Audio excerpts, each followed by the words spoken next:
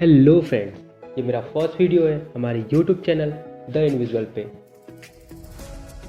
जैसे कि आप सबने टाइटल में देख लिया होगा कि जम्मू कश्मीर कैसे बना भारत का हिस्सा। क्या है जम्मू कश्मीर का ब्लैक डे, क्या हुआ था बारामूला में, ये सारे फैक्ट्स मैं आपको अपने इस वीडियोस में बताऊंगा। तो गाइस, तो स्टार्ट करते हैं अपने इस वीडियो को और चलते हैं 1947 के उस दशक में, जब भारत को ब्रिटिशर से आज़ादी मिली और भारत और पाकिस्तान दोनों अलग अलग हुए। 14 अगस्त 1947 को पाकिस्तान को आज़ादी मिली, 15 अगस्त 1947 को भारत को आज़ादी मिली। और कश्मीर ने ये फैसला लिया कि हम ना तो पाकिस्तान के साथ जुड़ेंगे ना तो भारत के साथ। तो कश्मीर एकमात्र ऐसा प्रिंसली स्टेट था जो ना कि भारत के साथ जुड़ा और ना ही पाकिस्तान के साथ।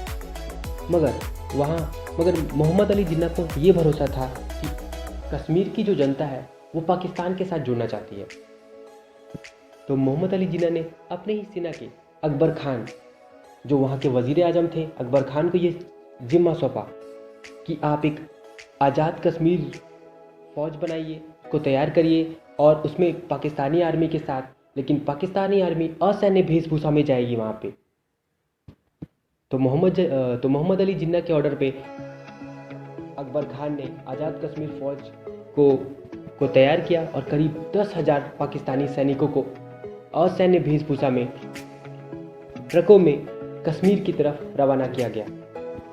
20 अक्टूबर 1947 को करीब 10,000 सैनिक वजीरिस्तान, जो कि इस टाइम पाकिस्तान का हिस्सा है, वहाँ से ट्रक में श्रीनगर की ओर चले। तो ये बात राजा हरी सिंह को पता चली कि पाकिस्तानी आर्मी वहाँ से निकल चुकी है श्रीनगर की तरफ। तो उन्होंने अपने ब्रिगेडियर राजेंद्र सिंह से कहा कि हमें अपने सैनिकों पे पूरा भरोसा है। मगर राजेंद्र सिंह ने कहा कि हमारे जो सैनिक हैं उसमें से 50 से 60% मुस्लिम्स हैं, जो कि कन्विंस हो सकते हैं उनके पाकिस्तानी आर्मी की तरफ कि अगर वो इस्लामिक स्टेट बनाएंगे, उनकी सुविधाएं के बारे में बताएंगे तो वो उनसे मिल सकते हैं जाके। मगर राजा हरी सिंह निश्चिंत थे, उनको अपनी सेना पे पूरा भरोसा था, इसलिए उस टाइम कोई भी कदम कश्मीर की तरफ से नहीं उठाया गया। एक दिन में पाकिस्तानी सेना मुजफ्फराबाद पहुंच गई, जो कि इस टाइम पीओके का कैपिटल है। वहां पहुंचने के बाद फिर उसके बाद जैसे ही पाकिस्तानी सेना उरी में पहुंची, तभी राजा हरी सिंह के साथ धोखा हुआ। जो कश्मीर के सैनिक थे वो ठीक वैसा ही हुआ जैसा ब्रिगेडियर राजेंद्र सिंह ने कहा था। वो पाकिस्तानी आर्मी के साथ मिल गए और वो श्रीनगर की तरफ पाकिस्तानी आर्मी के साथ बढ़ने लगे। राजा हरी सिंह परेशान हो गए। उन्होंने उसके बाद तुरंत पत्र दिल्ली लिखा जवाहरलाल नेहरू को और सरदार वल्लभ भाई पटेल को, और उनसे भारतीय सेना की मदद मांगी। जवाहरलाल नेहरू, सरदार वल्लभ भाई पटेल दोनों मदद करना चाहते थे, मगर जो भारत के उस टाइम पे गवर्नर जनरल थे लॉर्ड माउंटबेटन, उन्होंने मना किया। उन्होंने बोला कि अभी देश आज़ाद हुआ है और अभी से आप युद्ध लड़ रहे हैं, और जब सबसे बड़ी बात जो थी उस टाइम पे, जम्मू कश्मीर भारत का हिस्सा था ही नहीं, तो भारत उनके वॉर में हिस्सा ले ही नहीं सकता था। पहले भारत ने बोला कि लॉर्ड माउंटबेटन ने बोला कि सबसे पहले जम्मू कश्मीर भारत का हिस्सा हो तभी हम मदद करेंगे उनकी। मगर राजा हरी सिंह उस टाइम भी तैयार नहीं थे।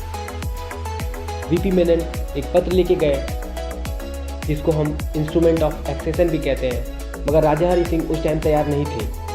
और इधर पाकिस्तानी सेना उरी पहुंच गई।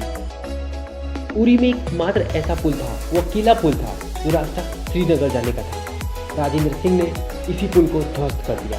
वो अकेला रास्ता था, इसी में राजेंद्र सिंह की मौत हो गई और कश्मीर को 2 दिन और मिल गया।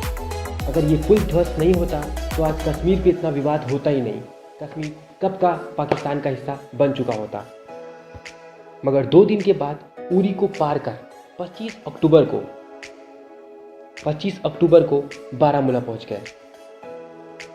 बारामूला पहुंचने के बाद हजारों स्त्रियों के साथ बलात्कार हुए, कत्लेआम मचाई गई, तबाही मचाई गई, और इस तबाही से वहाँ पे जो बारामूला की जनसंख्या थी वो 1/3 हो गई।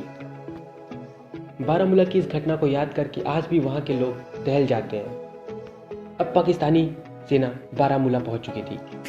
बारामूला से श्रीनगर की दूरी सिर्फ 50 किलोमीटर थी। 26 अक्टूबर को पाकिस्तानी सेना बारामूला से श्रीनगर की तरफ गई। राजा हरी सिंह को श्रीनगर से जम्मू सुरक्षित स्थान पे भगा दिया गया था। लेकिन वहाँ पे वीपी मेनन वहीं रुके हुए थे श्रीनगर का हाल देखने के लिए। उनको भी कैसे कैसे वहाँ से निकाला गया और जो वहाँ के प्राइम मिनिस्टर थे जम्मू कश्मीर के और वीपी मेनन, उन्होंने राजा हरी सिंह को कन्विंस किया कि आप राजी हो ये साइन करने के लिए।